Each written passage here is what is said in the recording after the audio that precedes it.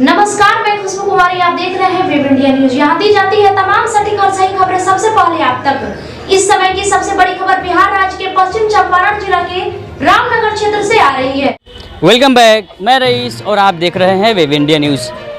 अभी मैं पश्चिमी चंपारण जिला के अंतर्गत रामनगर प्रखंड में उपस्थित हूँ और ये वह स्थान है जहाँ पर लोगों का इलाज होता है।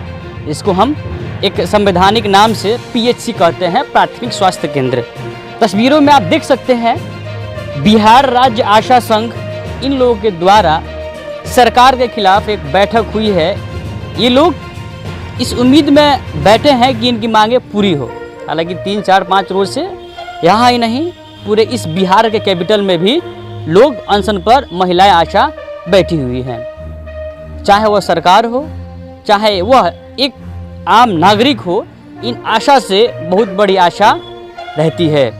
क्या जो हमारे इस भारत के नेता, चाहे वह सेंट्रल के हो, चाहे वह राज्य के हो, जो महिलाओं की बात करते हैं, वास्तव में धरातल पर सही रूप से महिलाओं पर ये बातें खरा उतरती है कि नहीं, हम लोग जानने की पूरी प्रयास करेंगे।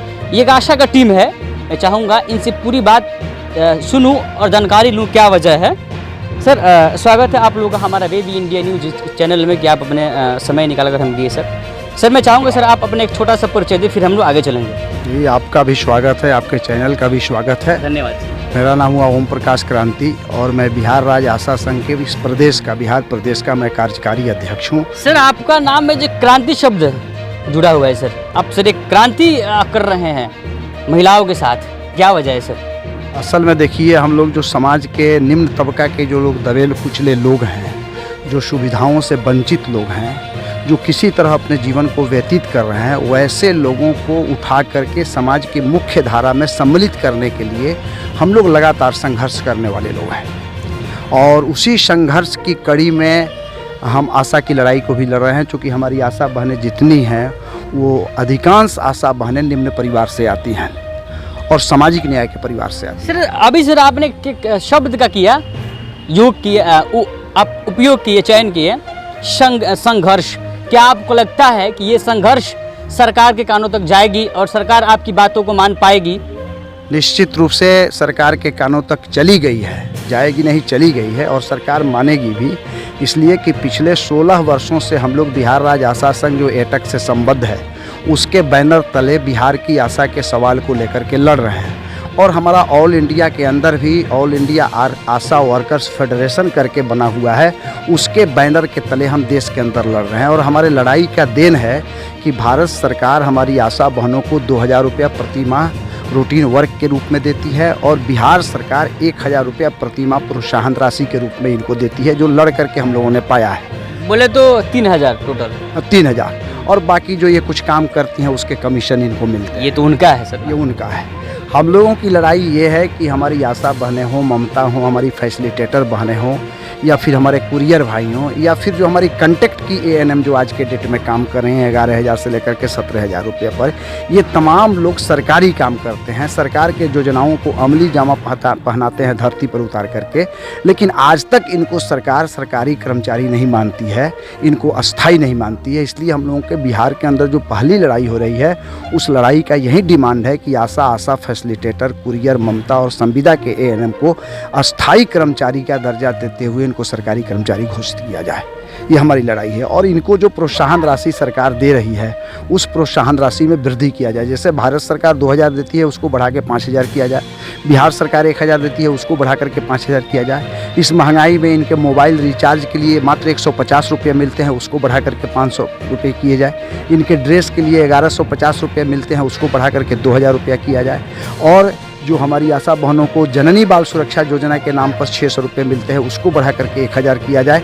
इन तमाम सवालों को लेकर के हम लोग लड़ाई लड़ रहे हैं। जो इनको मृत, जो आशा अपने ड्यूटी और में मृत हो जाती हैं, उनके परिवार को 4 लाख रुपया मिलता है, वो आशा फैसिलिटेटर हों या ममता कुरियर हों, उसको बढ़ा के 10 लाख रुपये की जाए। और 60 वर्ष में जो ये रिटायर कर जाती हैं, इसकी सेवानिवृत्ति की उम्र 65 वर्ष किया जाए। और जब हमारी आशा फैसिलिटेटर या कुरियर, ममता बहनें जब रिटायर करें, तो उनको शेष जीवन जीने के लिए लिए 10 लाख रुपया एक मुश्त दिया जाए।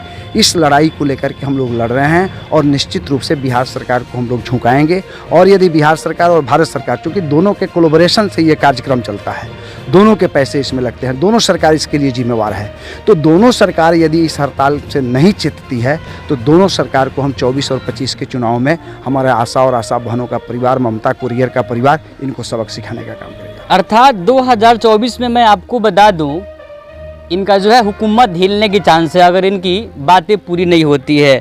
मैम टोटल अगर हम बात करें तो टोटल मिलाकर आपके पास जो राशि आती है 3000, 1200 प्लस गैस हो गया, 1800 में कैसे आप लोग घर चलता होगा? नहीं चलता है, क्या चलेगा? 1800 में आप ही बताइए। 300 रुपया किलो टमाटर है, 100 रुपया किलो कोई भी हरा सब्जी है, 4000 क्विंटल चावल है, मोटका चावल खरीदने जाइए तो 3500 रुपया क्विंटल है, तो कहाँ से चलेगी सरकार? 1200 रुपया गैस है। सरकार की मैम अगर बात करें तो सरकार का एक है स्लोगन, हम मरकजी हुकूमत के बारे में मैं बात कर रहा हूँ, जो सेंट्रल है गवर्नमेंट, बेटी बचाओ बेटी पढ़ाओ।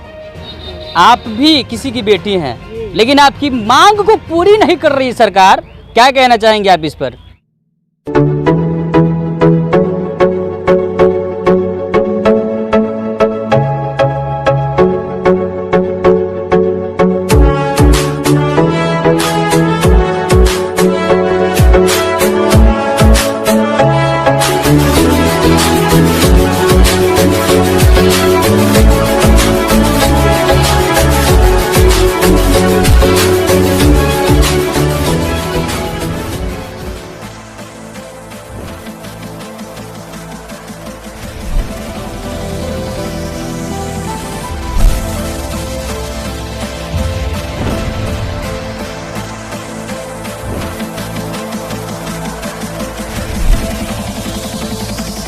क्या कहना चाहेंगे मैम आप? उसको मेरी बात को नहीं, मांग को नहीं जो पूरी भी करेंगे। बात सरकार बोलती है बेटी पढ़ाओ बेटी बचाओ, खाली वो बढ़ावा देती है, अपने आप को बढ़ावा देती है कि हम ये करेंगे वो करेंगे, लेकिन कुछ करती नहीं है।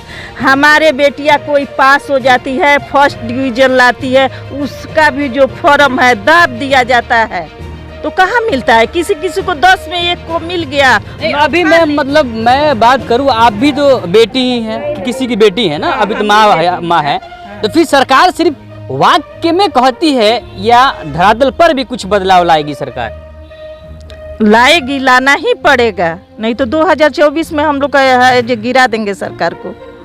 हाँ, तो क्या करेंगे? आप लोगों के पास इतनी है पावर, इतनी पावर है हम लोग के सरकार को आप लोग उखाड़ फेंकेंगे? हाँ, उखाड़ फेंकेंगे। सुनिए, लालू यादव एक समय में बोले थे कि हम वो चीज़ नहीं है, ये थी परवल नहीं है कि दाब देने से फूट जाएंगे, हम आलो हैं तो आलो भी सड़ जाता है, ठीक है। ये है हम खरपतवार नहीं है, हम मूंज हैं, ठीक है। उसे मूंज कोई जला नहीं सकता है या उखाड़ नहीं सकता है, तो मूंज को मालूम है क्या किया जाता है?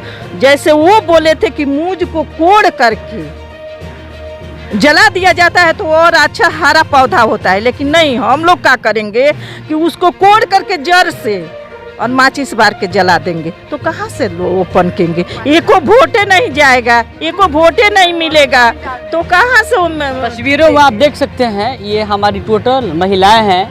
ये वे महिलाएं हैं जिनके पास रात को कॉल आती है किसी पेशेंट के द्वारा या इस पीएचसी के द्वारा, तो अपने प्यारी सी नींद नरम बिस्तर को छोड़कर एकाएक सेवा देने आ जाती हैं। लेकिन ये वही सरकार है, काम तो लेती है लेकिन इनकी मांगों को पूरी नहीं कर रही है। मैं बात ये कि सुनने में आया कि आप लोग टोटल जो सेवा दे रही थी छोड़ दी हैं। हाँ, हम लोग सेवा छोड़ दिए हैं। जब तक हम लोग का मांगे पूरी नहीं होगा तब तक हम लोग अनिश्चित काल के लिए सेवा छोड़ देंगे। अर्थात सर ये तो बहुत बड़ी समस्या होंगी सर, तो लोगों को सेवा कैसे मिल पाएंगी? देखिए, हमारी आशा का जो रूटीन वर्क है, हड़ताल का मतलब है कि हमारी आशा अपना रूटीन वर्क नहीं कर रही हैं। इनको संस्थागत प्रसव कराना है, नहीं लाएंगी।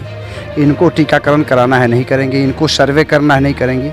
और अब देखिएगा कि सरकार तो इनके हड़ताल से इतना हिल चुकी है कि इसी अगस्त माह के प्रथम सप्ताह में इंद्रधनुष कार्यक्रम चलना था, जो स्वास्थ्य विभाग का एक महत्वपूर्ण कार्यक्रम है। लेकिन आशा के हड़ताल में रहने के कारण सरकार को विवश होकर के ये घोषणा करना पड़ा कि हम अगस्त के प्रथम सप्ताह में इंद्रधनुष कार्यक्रम को नहीं कराएंगे, एक माह इसको टाल रहे हैं और सितंबर में हम कराएंगे। तो आशा के हड़ताल का ये असर स्वास्थ्य विभाग पर है। सरकार डगमगा रही है और सरकार से हम लोग प्रयास भी कर रहे हैं कि सरकार से वार्ता हो। हमारा एक प्रतिनिधिमंडल बिहार के मुख्यमंत्री से मिला और बिहार के मुख्यमंत्री जी ने एक एक मांगों पर गंभीरता से चर्चा किया, विचार किया और एक्सेप्ट किया कि नहीं, यह मांग जो है वो जायज़ है और सरकार इस पर गंभीरता से विचार कर रही है। हम उम्मीद करते हैं कि निकट भविष्य में एक सप्ताह के अंदर सार्थक वार्ता इस पर हो जाएगी। चलिए सर, आखिरी सर आपसे है सर कि है प्रश्न कि इस संगठन के ओर से जो अपने हक के लिए कूद पड़ी है इस दंगल में कि हाँ कि मेरी मांगे पूरी करे सरकार, क्या कहना चाहेंगे आप इनके ओर से इस गूंगी बहरी सरकार को जो आपकी बातों को सुन नहीं रही है? देखिए, इस सरकार को ही सुनाने के लिए पूरे बिहार के अंदर लगातार धरना प्रदर्शन चल रहा है। आगामी 9 अगस्त को हम लोग पूरे बिहार के अंदर जिला मुख्यालयों पर मजदूरों का महापड़ाव देने जा रहे हैं कि कलेक्टर के माध्यम से इनकी आवाज़ सरकार तक पहुँचे। और यदि अभी शांतिपूर्वक आंदोलन हमारा चल रहा है, अनुशासित और संवैधानिक तरीके से आंदोलन चल रहा है, इसके बाद भी यदि सरकार नहीं चेतती है और सम्मानजनक वार्ता नहीं करती है तो फिर हम आंदोलन की अगली रणनीति 9 तारीख के बाद हम तैयार करेंगे और ज़रूरत पड़ी तो हमारी आशा उग्र आंदोलन करने के लिए भी बाध्य होगी और इसकी जिम्मेवारी सरकार की होगी। चलिए सर, आपका सर बहुत बहुत धन्यवाद कि आप लोगों ने अपना कीमती समय निकाल कर दिए। तो ये है हमारे इस बिहार की आशा, जिनसे लोगों की भी है एक आशा। क्या इनकी पूरी हो पाएगी सरकार से आशा? क्या सरकार सिर्फ इनको दिलाएगी दिलाशा? चलिए, ऐसे ही खबर देखने के लिए विजिट कीजिए हमारे चैनल। मैं रईसुल आजम, कैमरा पर्सन कलीम कुरैशी के साथ वेब इंडिया न्यूज रामनगर।